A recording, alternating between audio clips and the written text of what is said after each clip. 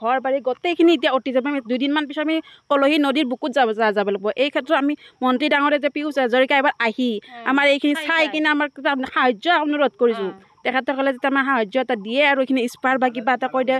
তাৰোপৰি আগৰ যিখিনি বালি তুলি আছে, সদায় দিনে বালি তোলে। তাৰ ডিপাৰ্টমেণ্টৰ মানুহ বা বন বিভাগৰ মানুহ, ফৰেষ্টৰ সদায় আহি যায়। 2 দিনমান পিছত বন্ধ হয়, অহাৰ লগে লগে বন্ধ হয় কথাটো। তাৰপিছত 2 দিন পিছত আকৌ বালি তোলে সিহঁতে। তাৰমানে পইচাৰ এইটো ক্ষেত্ৰত ফিজ সেই দি আছে, বালি তুলি আছে। এইখিনি আমাৰ ৰোধ কৰিব লাগে। সদায় বালি তুলি মানে সিহঁতৰ মানে হৈছে কি বালিয়ে মানে সিহঁত সাহায্য হৈছে। আমাৰ মাকিলিঙৰ কান্ধাপাৰা গাঁও হয়। ইয়াতে আপোনালোকে গমেই পাইছে, চাওক কিমান মানে নদীৰ খহনীয়া অৱস্থা। আৰু আপোনালোকে চাওক এইখিনি আমাৰ গোটেই থলুৱা মানুহ।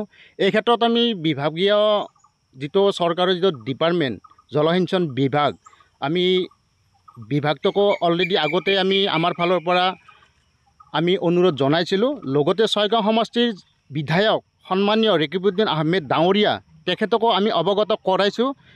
কাৰণ এই ক্ষেত্ৰত যদি চৰকাৰৰ ফালৰ পৰা বিশেষ পদক্ষেপ নলয়, আপোনালোকে গমেই পায় এইটো আমাৰ গোটেই বৃহত্তৰ অঞ্চল, 4-5 গাঁওখন এই আমাৰ বাটটোৱেদি অহা যোৱা কৰে আৰু গোটেইখিনি আমাৰ কৃষিৰ ওপৰতে ভিত্তি কৰে। গতিকে চৰকাৰক আমি আৰু লগতে ছয়গাঁও সমষ্টিৰ বিধায়ক ডাঙৰীয়াক অনুৰোধ জনাইছোঁ, অনতি পলমে যাতে এই ক্ষেত্ৰত এই খহনীয়া আমাৰ মানে ৰোধৰ ক্ষেত্ৰত যাতে পদক্ষেপ গ্ৰহণ কৰে। আমি আমাৰ ফালৰ পৰা আমি এইটো চৰকাৰ আৰু বিধায়ক মহোদয়ৰ ওচৰত আমি দাবী জ্ঞাপন কৰিছোঁ।